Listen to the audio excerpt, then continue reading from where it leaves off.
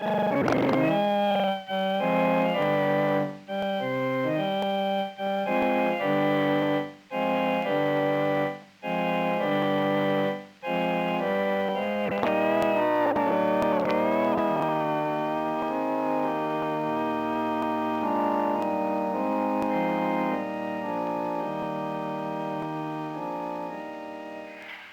believe that's all the information we need for the wedding, Mary. Oh, yes, the rehearsal will be the night before at 8 o'clock. We're certainly glad to have your marriage here in our church. But I can't help wondering why you folks are not members of any church. Don't you have any church for the family? Well, frankly, no. Oh, of course, we go to an occasional service. But you've got such a fine family, Mr. Parker. I don't understand. Pastor, I'll be frank with you, because I'm not ashamed of it. When I was a child, my family made me go to church and Sunday school every Sunday, month in and month out. It got so that I hated to hear the church bells ringing in the morning because I knew it was Sunday again. I got my fill of it. And I made up my mind then that when I grew up, if I had a family, I wouldn't do that to my children. They would be free to make their own choice. And they chose not to go to church? Well, for us, Sunday is a family day. We have a late breakfast, and then we go to the club for a swim, a little golf. It's a day of complete relaxation. We do what we want to on Sunday. Well, I think that's fine, Mr. Parker, to have... It is a family day and a day of relaxation and everything, but Sunday's more than that. Sunday is a day for worship in the church, and the church has conserved for ourselves and for society all of the finest spiritual values Now, that don't start preaching to me, Pastor, because that's what I've had too much of all my life. As long as I have anything to say about it, we're going to stay a free family. But Mary did want to get married in a church, and that's all we came to talk about. Well, that was my introduction to the Parker family. They had come to arranged for their daughter to be married in the church. And it was quite evident that beyond that, they had no use for the church in their lives. It was about 10 days after that, I think, that I read of an accident in which a Mrs. Parker was injured. I wondered at the time if it could have been Mary's mother. It was. She was critically injured and the wedding had to be indefinitely postponed. Well, the Parkers were much in my mind and in my prayers during those next few days. I knew that it was a difficult time for all of that family, and I was afraid they didn't have much to meet it with. The turning point came one night. It was the second night after the accident.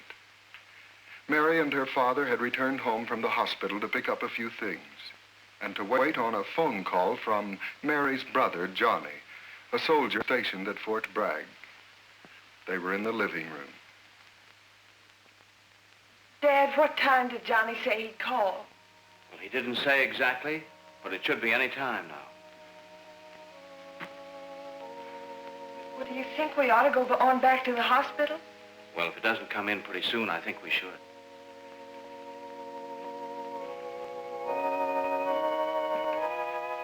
I don't want to stay away too long.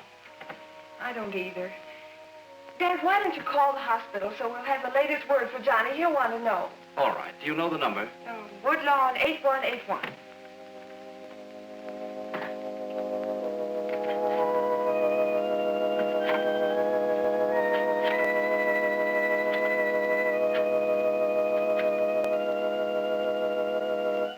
Hello? I'd like to speak to Miss Allen, please.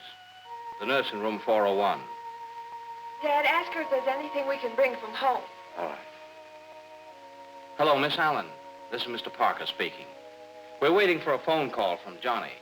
He's our boy at Fort Bragg. What did the doctor say? I see. Well, we'll be coming out soon, Miss Allen. Is there anything we can bring? Thank you, Miss Allen.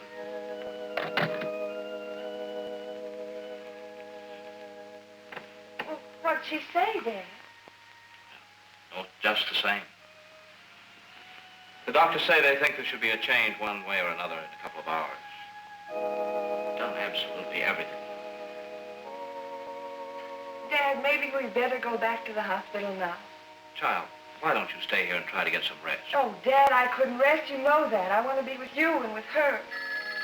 Oh, that's Johnny. Hello? Yes, this is he speaking. Hello, Johnny. How are you, son? Just the same. No change yet. Well, I've just talked to the hospital. No, they can't tell. Absolutely everything. Yes, she's right here. Goodbye, son. Mary. Hi, Johnny. I'm okay. What? Well, I guess I have. I don't know. Yes. I promise, Johnny. I will. We love you. Bye.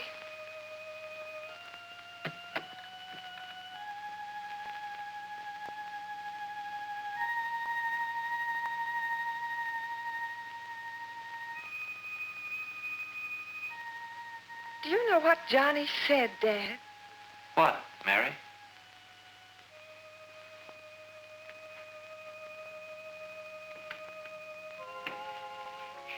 He said he'd just come from the chapel at the post.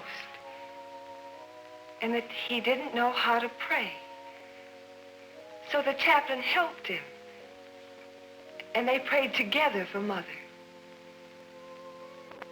And he wanted to know if we were praying. If I had prayed. And he said that the chaplain said, when we've done all we can do, then it's in God's hands. Promise me you'll pray hard, sis. Promise me you'll pray hard.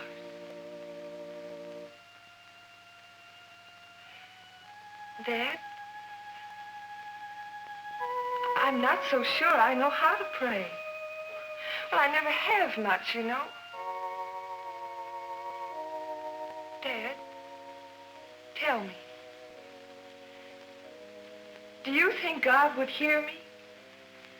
I don't know. A long time ago, when I was a boy, I felt pretty certain about things connected with God. I think I could have told you then. Well, what happened, Dad? What happened? I guess I don't know. Mary, I just really don't know.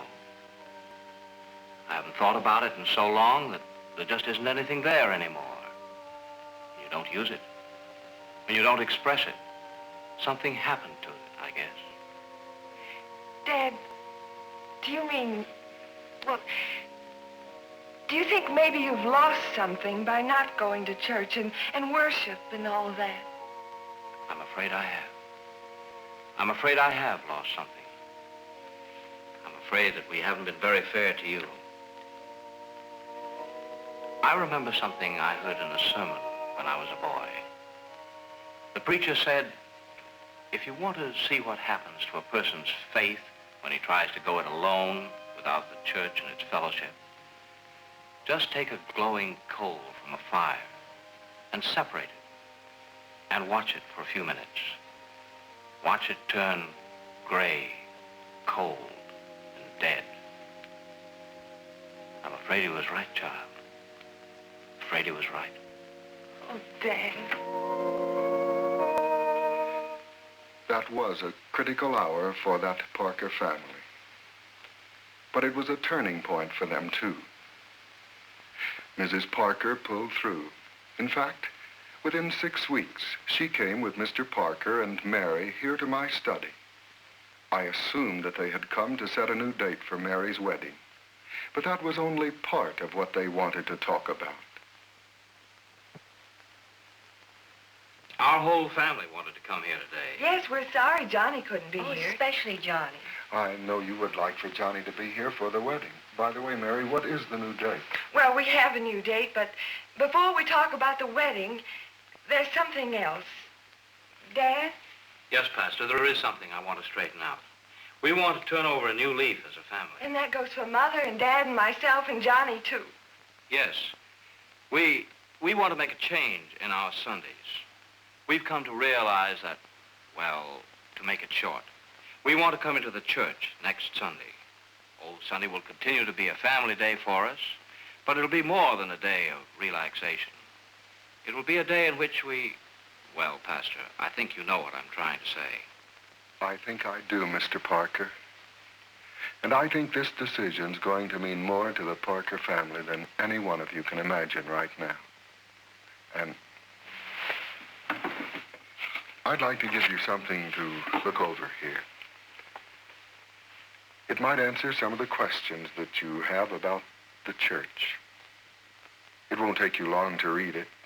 It's about you and your church. And I'd like to give you one too, Mary. You'll be having a home of your own soon. Thank you, Dr. Goodrich. I'd like to say one more thing, Pastor. You'll never hear me say again that I had too much of it as a child. I think I understand now what my father and mother were trying to give me when they took me to church every Sunday. So that's the full story of the Parkers, and how near tragedy and a phone call from Johnny helped a father and his family to realize that something happens to faith when it is not expressed, just as something happens to a muscle when it is not used. And something happens to a person who tries to go it alone, separates himself. We need the fellowship of the church, the institution of religion.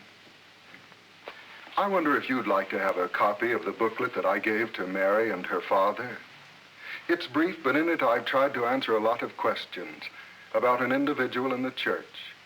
Whether or not you're a member of any church, I think you might find it interesting. If you'd like to have a copy, then simply take a postcard and address it to me, the pastor, in care of the station to which you're listening. And on the back of it, at the top, write the word church, then your name, your address, your city and state. Remember, be sure and write the word church at the top of it, and then your name, your address, your city and state, and address it to the pastor in care of the station to which you're listening. And I'll see that a copy of you and your church is in the mail to you immediately.